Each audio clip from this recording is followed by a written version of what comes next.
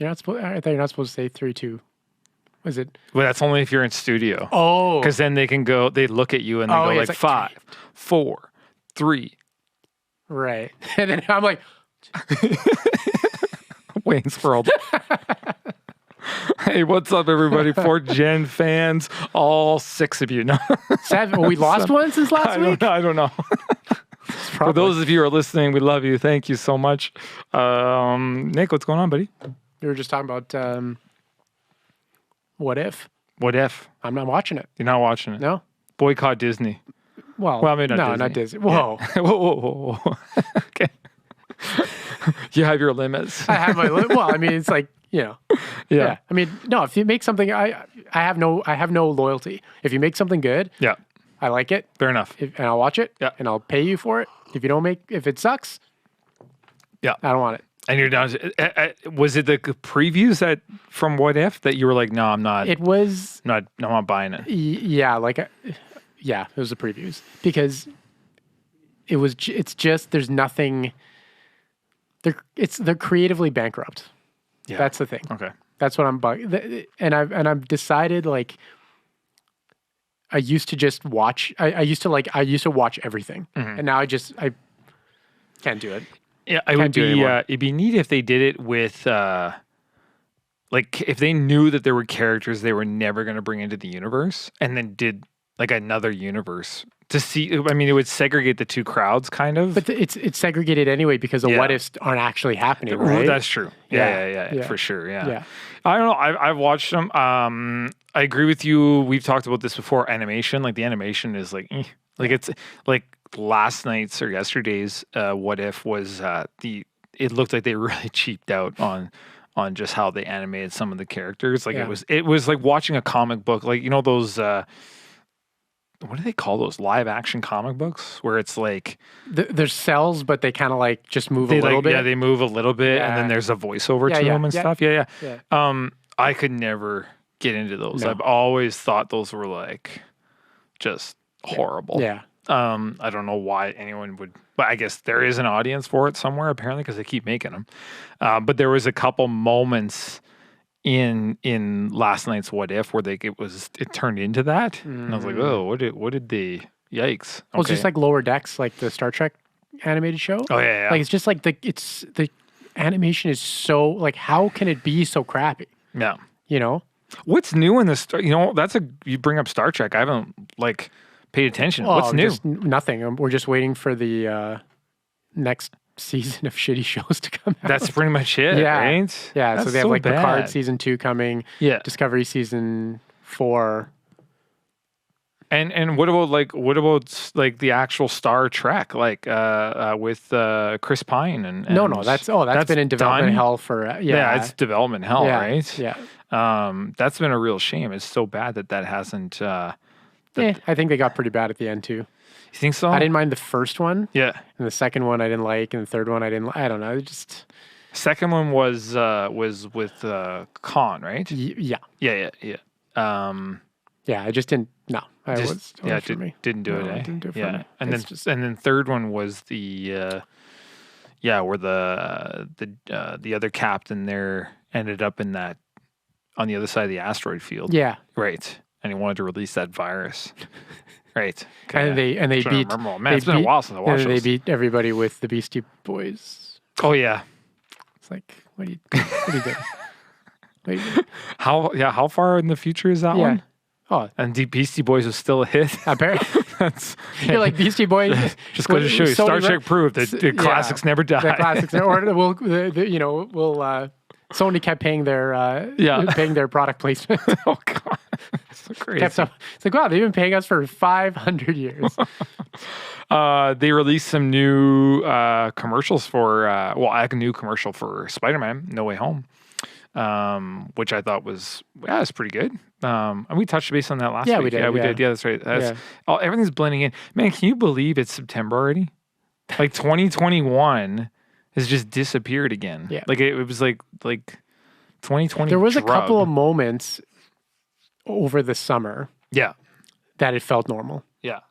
I had a few moments. Was that during the extensive heat wave that what we call a heat wave here? But it was actually, it's just nice. Yeah, it was nice. Like it was, there was a couple where it was like when it would get into 37, 38. Yeah, 38 was tough. Yeah, 38 was. I'll stay inside. Yeah, the problem is when it got to like 35, 37, like 38, you even just going from one AC to another, it killed you. Yeah. Like that's the problem. Is it like it actually kind of made me feel kind of like sick. Right. Like in the sense of like I'd have like, I have AC in a store, then you go to AC in your car, then AC in your house, but it's like the walking in between. Just because it was heavy, like the air was heavy. There was still some humidity there, so that made it heavy. Like, it was a pretty, it was pretty heavy. Heavy. And roughly 3 weeks of it, right? 2.5, 3 weeks, two-ish. But I think it was only a few days of the like 35, plus. The rest was like be 29, 30, 32. Yeah. Around there. But that's just nice weather. No, for sure. Like it is. Like, I mean, to be able to like, when we you look around and it's like 2 feet of snow. Yeah. Minus 30. It's like, we have the biggest range, I think, of like anywhere where civilized people hang out. No kidding. And now, like, you go outside right now, it feels like bloody fall. Like it's pretty chilly out. Like even at 10, but with the rain and stuff like that. But I remember going to school. Like I remember going back to school in September. It'd like the mornings. It got cold. Be frost it got on, chilly. like there'd be sometimes be frost on the grass and yeah. Well, I mean, I remember like October. By the time Halloween hit, sometimes there'd be snow on the ground. Oh yeah. I remember you trick or treat in your snow gear. Yeah, it'd be like a foot of snow on the ground. Wearing a costume with a snowsuit over top of it. Yeah, exactly. You're like, I promise you, I'm Batman. Yeah, exactly. Yeah. You can see this, right? See the horns? I'm the winter Batman. I'm the winter Batman. That's actually there's some great behind the scenes footage that came out for Batman as well. Like the Batman? The Batman, yeah. I don't know. Are we getting burnt out on like fantasy characters like Marvel and DC? Like I'm really hoping that DC picks it up here. I think we. Like I need to follow something outside of Marvel, maybe? I think it's like, okay, so it's the inevitable end because what happens is, and this is for anything, like, sometimes if, like, you can burn a crowd out at a sporting event, at a music festival, at a professional wrestling, you can burn a crowd out. So like if you have them ride that high, the next, whatever happens next is gonna fall flat.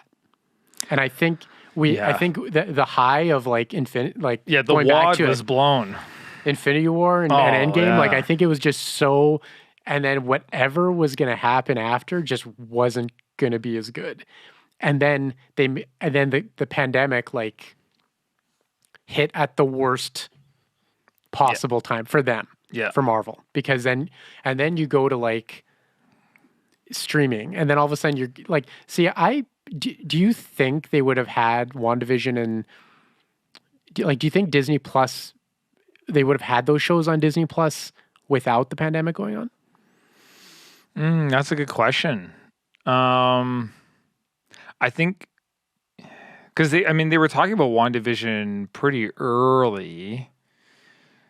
That's a good question. I don't know how they would have. I think they would have told the story differently. I hope they would have told the story differently to tie into what was all going on. Yeah. WandaVision as a one sit-down movie would have been interesting to watch. I think that they would have done it without the pandemic even. Yeah. Because that's their money grab to Disney Plus. Right. Like I think the money that they make off of streaming after a certain amount of time, like once they get enough people onto it, will outpace what they do. Oh no, it won't. You don't think so? No, actually, movies? I just read an article on that. How Netflix is actually in the danger of needing to be bought out. What? By one of the So did you know Netflix still hasn't turned a profit? What? Look it up. Netflix has not turned a profit because it cost so much to create content and to license shows and movies Like, I know the creation of content and like licensing you'd think would be relatively cheap. Well, it'd be cheaper. Let somebody else make the content and then just hold the license for it. You'd think that would be cheaper, right? To do like a production company and then to pay production like yeah, maybe. But see, here's the calculus. So if Marvel releases a movie, yeah, it's me, my wife, and 3 kids. Yeah. Okay. So it's $15, $15, $15, $15, $15. Right? Yeah. So we all have to buy a ticket. Right? So that's 75 bucks. Yeah. But if I have Disney Plus, it's $12 for the month. Mm-hmm. Okay.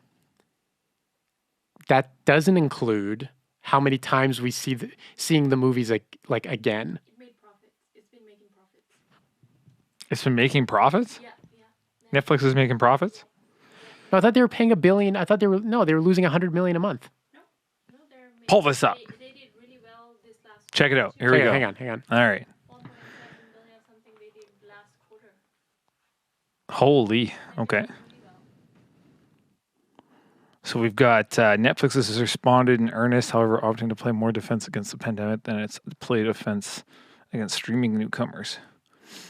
But that's revenue. No, that's revenue versus market spending. Was the second lowest amount Netflix had spent on marketing in any quarter since the final quarter of 2017. So find.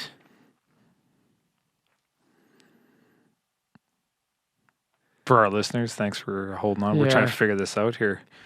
Because this is where I'm curious about with content that we produce out of our studio is whether or not licensing it is better. Other streaming services. Does Netflix make money? Well, they make money, but yeah, we knew that. 182.8 million paying subscribers around the world.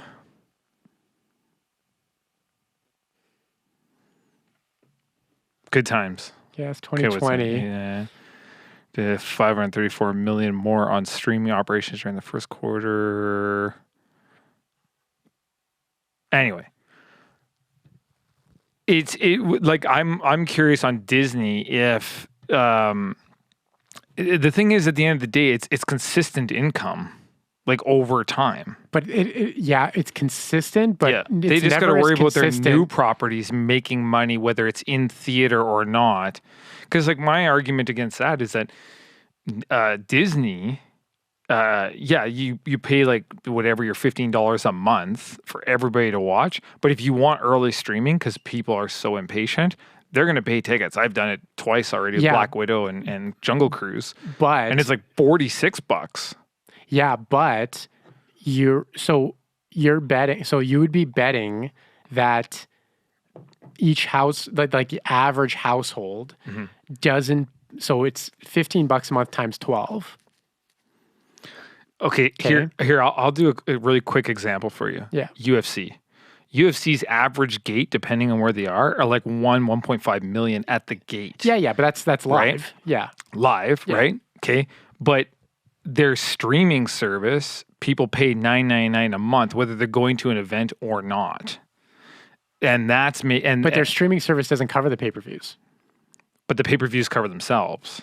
Like you can't like UFC 2 whatever Conor, like it didn't. You still have to buy the pay-per-view. After 2 months, just like Disney, after 2-3 months, it goes up for free again. So then you can watch it. But it's like 2-3 months later. Right. Just like Disney is like, yeah, here's the movie. You can buy it right now and watch it immediately, or wait for 3 months until it comes out for free, but you're still paying your $9.99 a month. And then everything else that's on there, like Netflix, is all licensed. Like when they bought Fox, they licensed like all that. Well, they didn't license it; they own it now, and it's just making them money by being on the service. But essentially, like a new.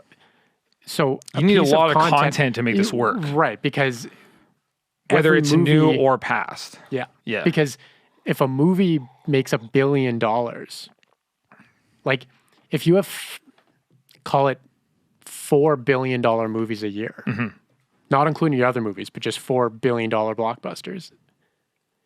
That has already made you more than all of your subscribers for the entire year. Yeah. On your streaming service. Because you can't, because there's just not enough like revenue coming in, because households, it's $15 a household. Yeah. Versus $15 a ticket. Because how many would you need? Your calculator can't even do it. Yeah, that's right. On your iPhone.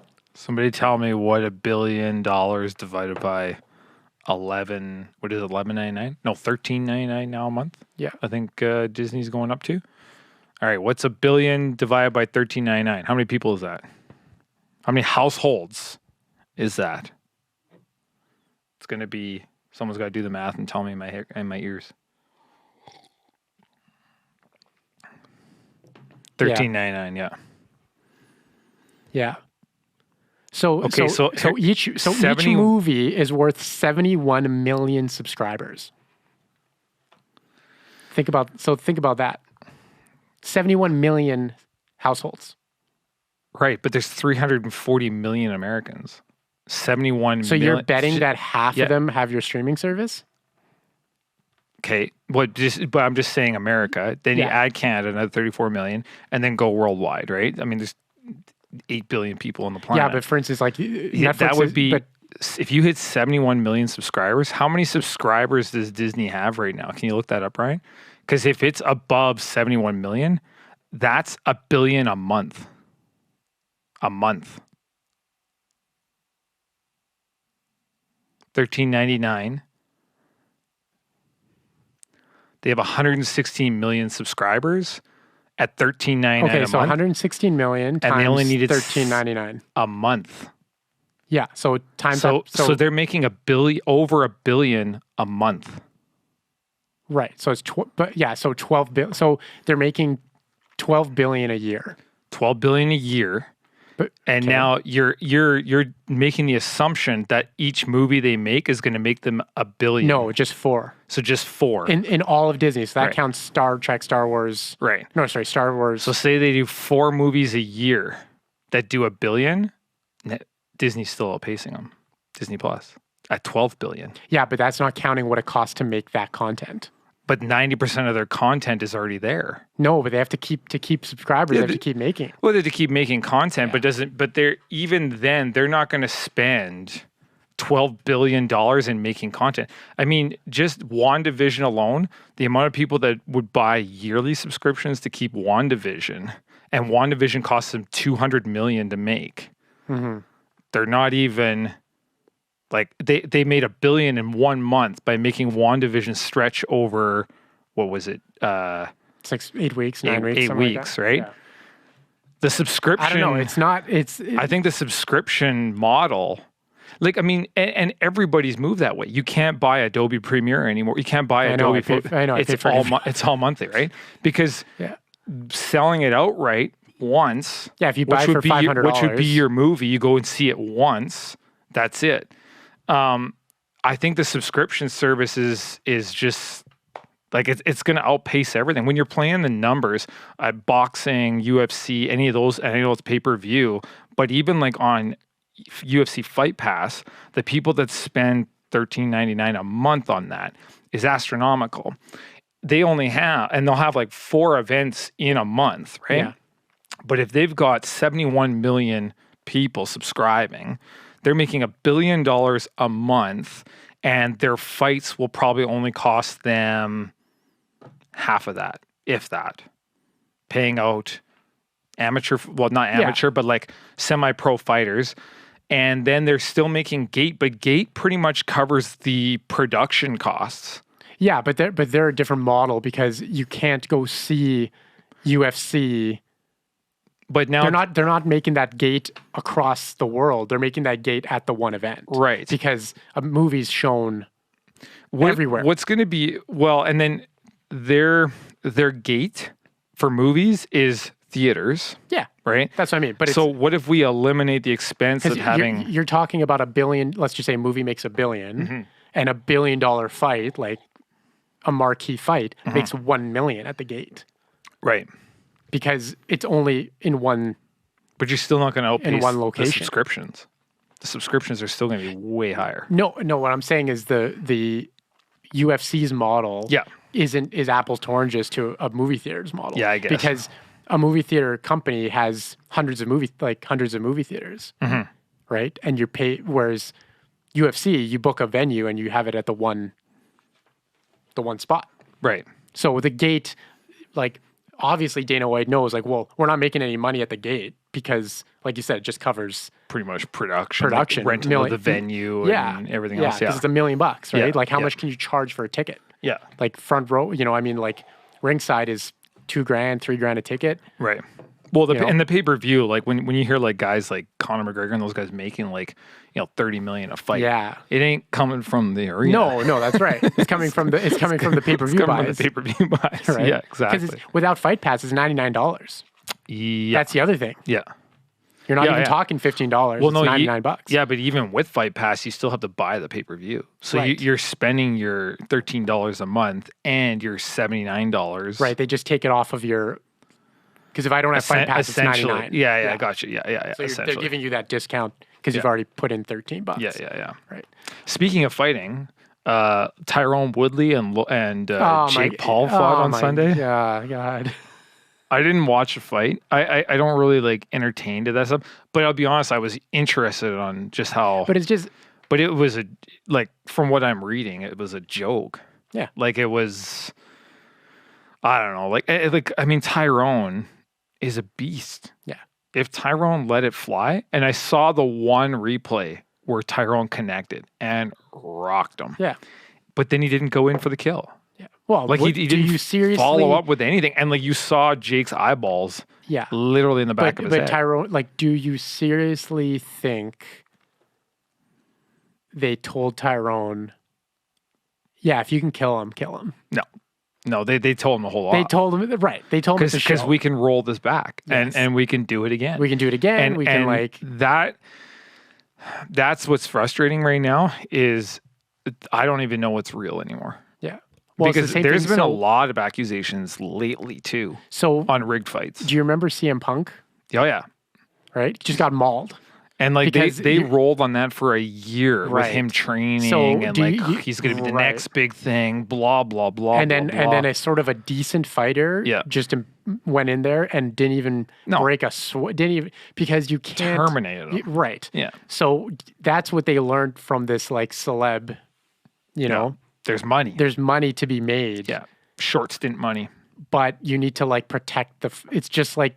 Back in the boxing days, you need to protect the fighter as you kind of like make money off of him, like make bank off of him. So once CM Punk went in there and just embarrassed himself, but not even embarrassed himself in the sense of like it takes to go in there, but you had to know. Like when you're sparring, like who did he train with? Because if you're sparring and you're sparring against a professional, at what point did you say I am not even close? Well, even like, as the professional, the guy should have been like, "Yo, you're man, not like, even close. I can clip you whenever I feel like it. I'm not even in the UFC, right? So if you think those who can't fight teach, and I'm telling you that like I could kill you. How that conversation never came up doesn't make any sense to me. Yeah.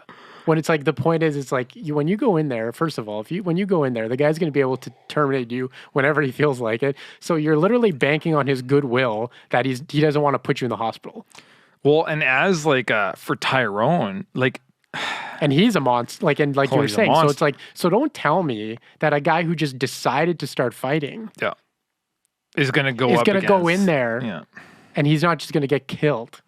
Like I feel like it was a real step back for Tyrone's career because I feel like he still had shelf life left, and this degraded it basically wiped out anything left. Because it's like you're washed up now. Like why would you take a fight of that would jeopardize your professionalism in a professional career? And you would step down to that. Like, I think what Jake Paul is doing, and Logan too, I think what they're doing is like epic. Like I think they're like to see what they've done. with just lipping and hype and like these guys were YouTube yuppies. Yeah. And now they're like in the professional world of boxing, fighting professionals. Yeah. That's kind of wild. Fighting professionals that are told, probably told what to do. Yeah, and maybe they're a little like not washed up, but maybe they're a little. See, they can't do it to a serious fighter on his way up because he's like, no, I need to get. Yeah. Like, I need to get to where I'm going. Like when UFC, when Dana White was doing the contender, looking for a fight, I think it was called. They had that young. I'm so disconnected from all of this stuff because I've kind of just like. I don't know. I got tired of it. Like it just seemed too Hollywood when it's like, what's reality, right? They had that young guy, Sage Northcutt. That was that got me pumped up. You know, like it's like we were talking about Infinity War, Avengers and stuff like that. Like once you blow the wad, it's tough to rebuild that, and you need a fighter with like some serious charisma and an idea with some serious charisma. And there's been a couple when Forrest Griffin, the first Ultimate Fighter came out. Man, that was something. But it was never been done before. And that's why it was so explosive. Well, and I loved having those guys had heart. Yeah, and I love the like. And then Dana White was smart because he's like, now let's get the coaches. Let's like bring in fighters. Like let's have them coach. Yeah. And then let's have them get into it and have their camps get into it. And then it's like, because it's just so Dana White, he's made no bones about it. He loves Vince McMahon. Yeah.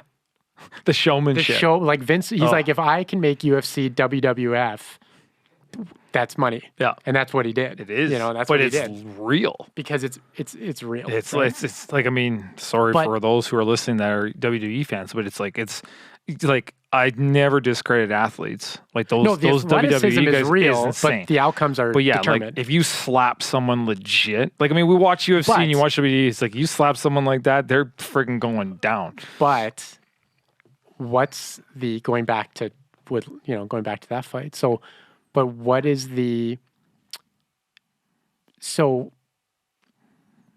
what is the worth of being able to control the outcome?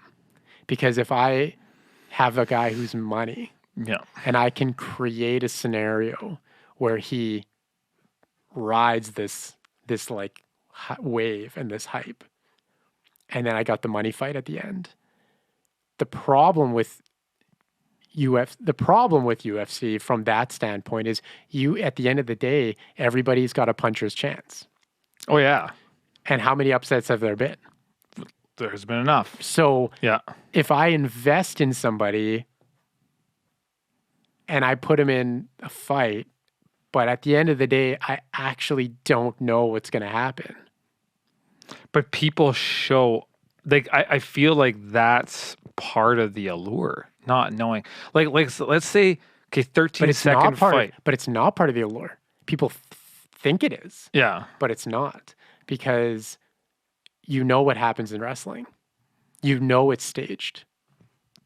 Right. You know it's staged. And WrestleMania still makes more money than a UFC fight. But you still don't know who's going to win. Like it's staged, but you don't know that like when they put John Cena in the room with The Rock, but you know at the end of the day, you're like, who's going to be the champ? You know it's staged. But you don't know what's going to happen. You don't know what's going to happen. So at UFC, my question with UFC would be if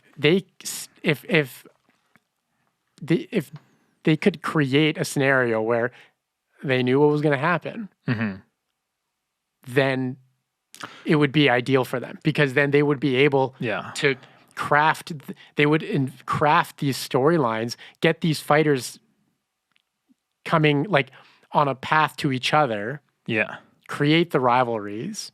They know it. Like, I mean, which they do a crazy good job. Well, they do. See, the problem is it's so kind of funny. The fights that don't do well are the ones that the guys don't hate each other. Right? Yeah. Unless they're champions, or they're hugging or whatever. People get grumpy about that. They're like hugging in the middle of the of the which is, I mean, the sportsmanship of it. But at the same time, for money, for drama, And so in a lot of ways, those kids, like the Pauls, and like they know what's money because they create, like they came especially from, those guys came from the social media They came world. from the social media They know world. what Right, sells. Right. Yeah. Right. So in a way, like Conor McGregor, like you got to think like where would he be if he would pop his phone open? Yeah. And talk shit. So he made, I think it's 180 million in 2020. He's the highest paid athlete over soccer players. Yeah. But it's not from just fighting. I think they're calculating all of his like endorsement deals and stuff like that. And I don't know. I don't really follow him a lot on social media. I know he had like after the last fight there, he got on. He was pretty, even after the fight, he was pretty like adamant about like, no, that was not a win. Like it was a broken, blah, blah, blah, blah, blah, right? I had injuries before going in, all that sort of jazz. But the funny thing was too, if he fought somebody and that happened to them, he'd be like, oh, they're glass. They're like, you know what I mean? Like they shouldn't have even been in there. Yeah. You know, I like, always wonder, funny. like Jose Aldo fight with Conor, 13 seconds, right? Yeah. What if it was the other way around? Yeah. What if Jose had landed? Yeah. Where would Conor be today? I mean, because that was the 2-belt moment, right? That was right. So, but it's funny how, well, not funny. It's crazy how a loss can shut a career down. Because even after he took the loss from Diaz, and then he came back and won it. So he got choked out. Then he came back and won it, but he won it by a split, right? It was decision. And then he goes in and fights Cerrone and crushes Cerrone. But I just don't think, like, I love Cerrone. Cerrone's one of my favorite fighters, but he just wasn't that same level. Like Conor's just kind of a different level. And then, but you could see that even Conor wasn't right. Mm-hmm. And then he takes another loss with Habib, gets choked out, and then just it's tough. It just feels like it's tough once you've lost. When you're on a winning streak and you lose once, it's a really different headspace to come. Well, I back. think like his against Diaz, that was something special. The two of them, they had like, it was more. It almost, the wins and losses didn't matter, right? Because it was just like a blood feud. You just kicked the snot out No, of but each other. you know what I mean? They just like, it was just a blood feud. Like they were just like, so on the press conferences, they're whipping like bottles like at each other and they're like, you're talking about his mom. Yeah, it was brutal. Like, you know, and then it's just like, it is brutal. But I think, like when you go up, it's kind of what happened with Rousey. Like when you go up against somebody sort of in the, like sort of on the way up in their prime. UFC, what's interesting about it versus any other sport really is it actually, the evolution is in real time. Yeah. That's weird. A good point. Like it's no other sports like that because every other sport moves slowly where it's like, I can take a Formula One driver from 2020 and put him in a car from 2005. It'll basically be the same. Yeah. Like he just has the skills, right? He understands, you understand racing lines and grip and how the car works and how the tracks are because you've driven the track so many times and like blah, blah, blah. And same thing with hockey. It's like, like the guys are like it's more the gear that's evolved. Right. Well, they talk about that in swimming when they were saying like in swimming there's actually been no like there's records that have been beat, but you can follow the evolution of like the design of swimming pools, shorts, things like that followed those, and so they're like, well, how much of it is actually the athlete or how much of it is like the aerodynamics of those shorts. They were saying, I think maybe it was you that was telling me about the way that the water dissipates the returning waves from the splash in the pool, the way that the pools are designed now. Oh, I didn't actually know, stops resistance because so as they're swimming, the water hits the walls and then comes back, right? Right. And when it comes back, it causes it's a centrifugal force off of that resistance force. Yeah. And so, but the way that they've designed the ends of the pools now actually dissipates those waves. Interesting. And that evolution of pool design has gotten better and better and better over like the last 40, 50 years of the Olympics. Right. And so they were saying like, yeah, guys are beating records, but are they beating records so because if it's like, of their if they beat a record by 1/10 of a second or 2/10 of a second, in 40 years, where did the 2/10 come from? Exactly. Was everything worth 1,000? This is worth 1,000 of a second. This is worth 1,000. Yeah. And so that's always, and I mean, I'm no expert in it. I've just read stuff about that, and that's interesting to me because it's a whole different ballgame. But UFC, like that's what I love about UFC. You see, it's dude on dude. It's like there's a team in the background, but when the doors lock, it's just that dude. Like, I mean, I've been in my, very brief amateur career of fighting, even listening to the corner when you're in there, it's not. You can't, it doesn't, like, does it process? It's there, but it doesn't process as much as, like, as you'd think. Like, I think when you're in, like, grapple and then you hear your coach go, like, shrimp or whatever, you hear that. But when you're standing, you're thinking like you're just in that moment. Like it's like, is that fist coming? And you're not even thinking that. It's just you go into reaction. Well, mode. Then what happens? Like, so if we're squared off, and your coach is being like, "Hey, watch his left. He's gonna throw his left. He's gonna throw his left." Like, and he's yelling. I'm hearing it too. Exactly. It's like. So then it's like I won't throw a left, or I'll feint that left and drop that and throw that cross. And then right? all of a sudden, I guess you could mindfuck yourself. Oh yeah. But it's like. That feeling of you see those moments where, and the women especially, like in the women's, because they've come, like, you see the, like, evolution of, it's not even the physicality, it's actually the, like, the art of it. Yeah.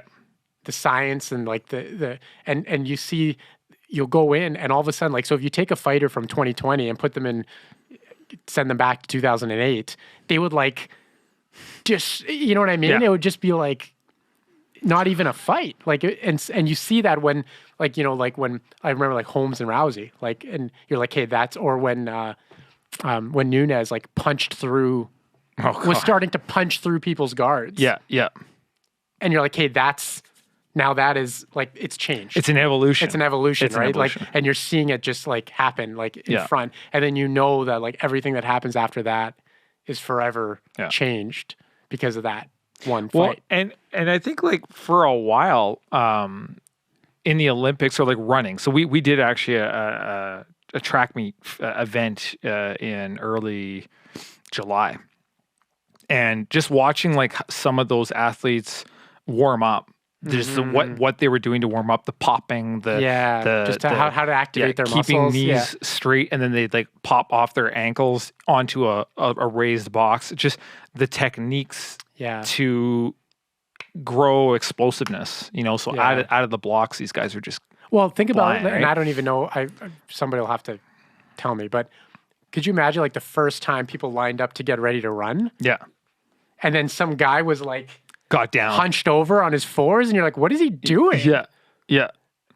All right, whatever. Like, you do you, and then, and he's just like, he's got 2 feet on you, and you're like, "What the hell?" Yeah, like, you know what I mean? Shit, they didn't tell me I could do that. You know, to the point where they started, and then they're like, "Okay, now we need blocks." Yeah, and that's what I love about the fighting game is that it's a style where it's like, a really good one is, Connor's good at this too, but just the way he bounces back and forth, it's like you have to figure it out. Like the mind game, it's like it's just everything. It's mind, it's body, it's everything. Dominic Cruz, he would do that weird like back and forth, the shuffle, and then he'd come in and like over or like snap it forward, and you're like, how would you figure that out? Where's this guy coming from? And you're thinking like his hands are down. This is easy, but why can't I get him in there, right? And that's what's so unique. And the same thing with Olympics and like just there's still the fundamentals of like this is how you jump to get over the bar,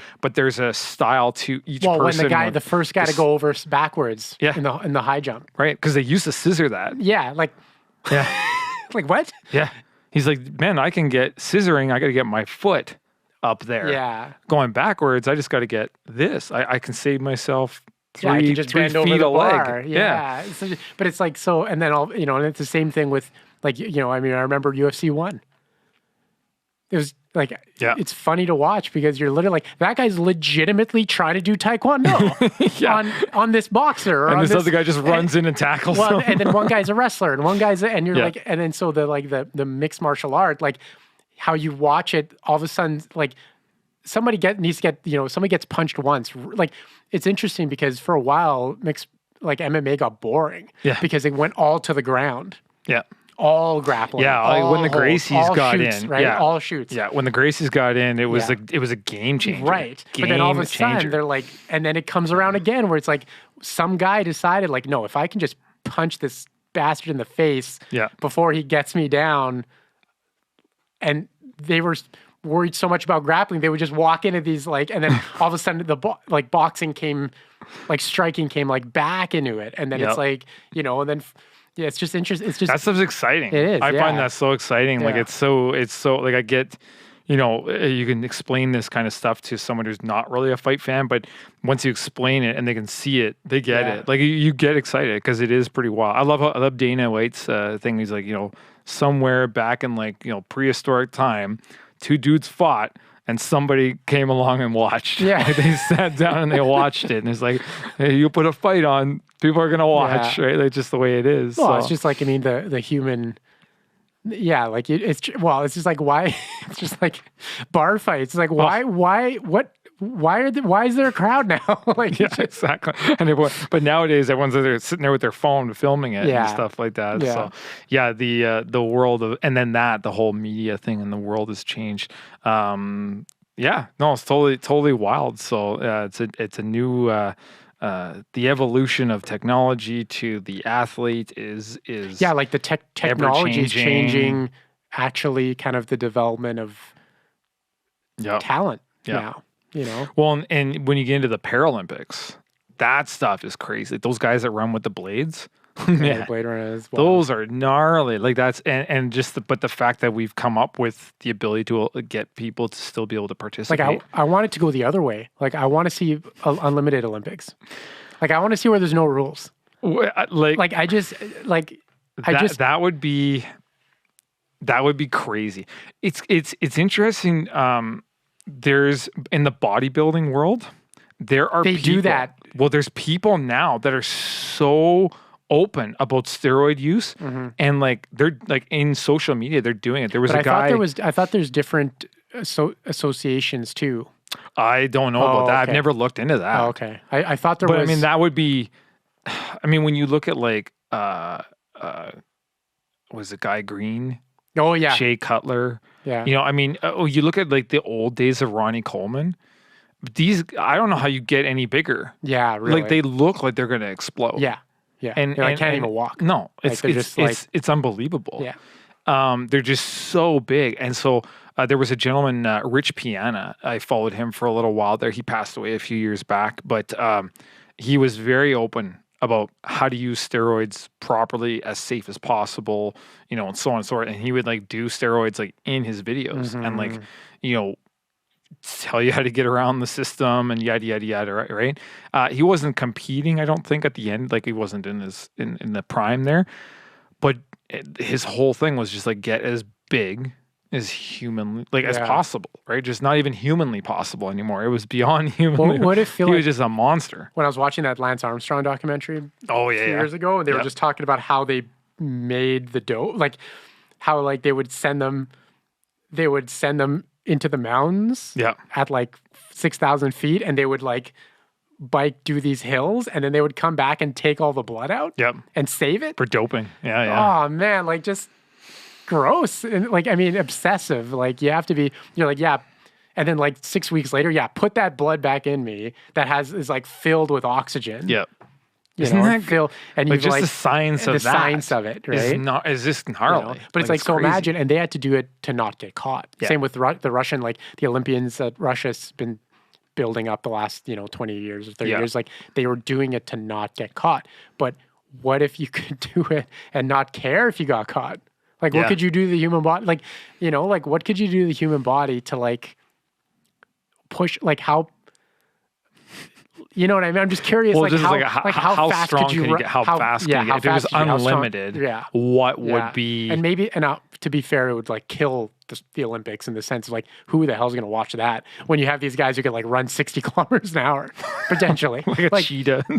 well, the 10-second dash. What do they do? Sorry, the 100-meter. It's 33 kilometers an hour. Something like that. It's fat. Like, I mean, it's creepy. So could you double that on like whatever. Do whatever you can. Like maybe it's the Blade Runners. Maybe you replace their bones with the carbon with like something with some spring in it. I don't know. Like, but like literally no rules. The funny thing is like, would they ever allow that? Like, would they, if you're doing it to yourself, like if you're just like, I got money and I want to be the fastest man alive, $1 million man, whatever. I want to jump over buildings in a single bound, whatever. Like, because there would be a market. I know there would be a market for a pay-per-view. Yeah, a billionaire could put it on, and like we're gonna have a stadium. We're gonna pick just the 100 meters, javelin, shot put, just like it's just he took the drone out. Exactly, and the drone was 5 miles away. No, but like do like a few events for like 2 hours, and it's just like, hey, show up. Yeah. Here's the entry fee. Yeah. In 2 years, we're going to do this event. Do whatever you want to do. Whatever. Show up and just like. We'll see what happens. Some guys might be passing out like let her rip. Yeah, just juice to the nines. Like it would be. Yeah. I mean, would the speed? Would we ever allow that to happen? Like, I mean, look at what we're doing with like abortion laws and stuff. Like, we won't let people do that kind of stuff to their body. Would we ever let somebody just go like, yeah, kid gloves are off, do what you want, see what, and to participate in this event? It's like you can come all natural. Yeah, like if you think you're just that fast or that, so the Olympians can come, but you might get your ass kicked by Droganov here from Russia, who's got. Who's got, like now the Incredible Hulk. Exactly. You know what I mean? Just pumping radiation into himself. And it would be the Russians that would probably go, or China. Yeah. Just go to town on they would be like, yeah, we'll promote that. We're gonna make Drago over here and just like exploding heads, but like punching like it's just. Well, you'd never be able to put them against each other, that's for sure. But if they could like do an activity like of some sort, like a timed event, or like I guess you can have like unlimited. Yeah, like you can have like a wrestling match. Yeah. Because people get hurt. Because they'd be live. Somebody died on live TV. Oh yeah, for sure, right?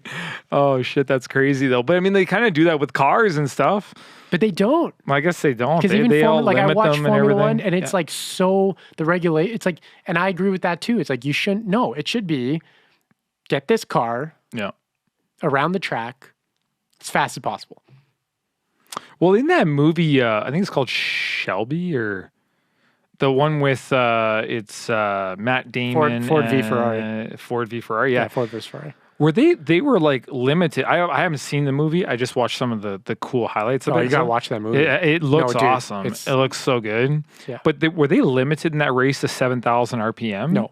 Oh, they weren't. No, that was just the engine's limit. Like that particular engine. Because then he went out on the track and said, like, take her up to 8. Yeah. And then take her up, and then he just kept pushing it. And it's just like, holy crap, that engine's going fast. So back in those days, that was kind of the limit of the design and the technology. Right, because their design and technology was still evolving. So, but now, like, so in Formula, this was early 90s, very early 90s, the cars are making like 1,800 horsepower. So the cars, so what they would actually do, so the famously, the BMW turbo engine they would qualify and then they'd throw the engine out. Like they would qualify, it was basically like a top fuel dragster in the sense like they would do a qualify lap and then they blow the engine up doing the qualify lap and they just put another engine in for the race, right? Yeah. Now it's like they have a limited, it's very controlled. So, and then, I mean, in the 90s, mid-90s, late 90s, Ferrari dominance, Ferrari would show up with cars that were different sizes for different tracks. Right. Like different wheelbases. Oh. So they build cars specific for certain tracks. Gotcha. So it's like, how are you going to compete against that? That was the problem. It's like, or Ferrari would also have a B squad. So they had a B team with test drivers and they would be one track ahead the whole season. So they would rent the track that they were going to be at next week, the week before. Yeah. And just test the car. Yeah. And then tweak the next car as it came up for that track. Yeah. Gotcha. So it's like, but they were spending like almost $1 billion a year. I bet. Yeah. They were making $1 billion a year, but right. they were, now I think they're down to, it's going to be 200 million. Holy. That's wild. In 2020 dollars. Yeah. Versus $1 billion in 1995 dollars. Yeah. But they but all those guys built the cars that we drive today. Like they kind of were like the designing team for all the cars we drive. Yeah, like today. they push, like that's the point of Formula One. It should be like the pinnacle of technology, pushing the envelope. Yeah, technology that can like trickle down into normal use. They should have like efficiency races. Well, like they have efficiency wars where it's like, let's push the pinnacle of technology and how long a vehicle can go on a tank of gas. Well, there is no refueling. We're all, for those guys, that's right. There is they took refueling out, so they are running on a single tank, right? Yeah. But even Pirelli, they said this like 5 years ago. They're like, we can build a tire that'll be as fast as as the super soft, so as fast as the fastest tire. Yeah. And last the whole race. Like we can do it. But F1 doesn't want us to because then there's no tire change. Right. There's no strategy differences. What mix of tires are we using this weekend? Blah, blah, blah. But in a way, if we took the gloves off, that's what I'm saying. Gloves off on this shit, we would be flying like the Jetsons right now. If it wasn't up to money. Like, I mean, if those guys could actually push, so like they're pushing the technology of cars to go faster. When really we should be pushing the technology of cars to be more efficient and last longer. But because there's money in speed and entertainment, all that sort of stuff. But like we can't go faster on the highway with our cars. No. No. Actually, they've reduced speed limits. Exactly. So why are we making vehicles? I know it's shitty. And I bring this up because I just recently got speeding tickets. Fucking so pissed off about this. But anyway, why even make a vehicle be able to go as fast as we make them for consumers to buy? We should be working on like with Pirelli and those guys to make these vehicles even more efficient to go longer. Yeah. And speed shouldn't be a factor. Because I mean, you can't do 200 kilometers an hour right on the highway. Right. What's the point in buying a 200 kilometer? I know it's cool, but that's what it is. Turn it into, you know what? Make more tracks. So people can go buy a 200 kilometer an hour vehicle that's not road legal, but they can go to a track and do it as much as they want. Do anything they want. I don't know. It's that's a whole nother podcast. We'll talk about that next week. Okay. We got to get going. All right. Everybody, thanks so much for tuning in. Nick, thanks for coming in again. You're the man. We're here. We do this. We're gonna do it regularly. Regularly. We're on it. Let's do it. All right, buddy. Okay, we'll talk to you later. Everybody stay safe. Bye. Peace.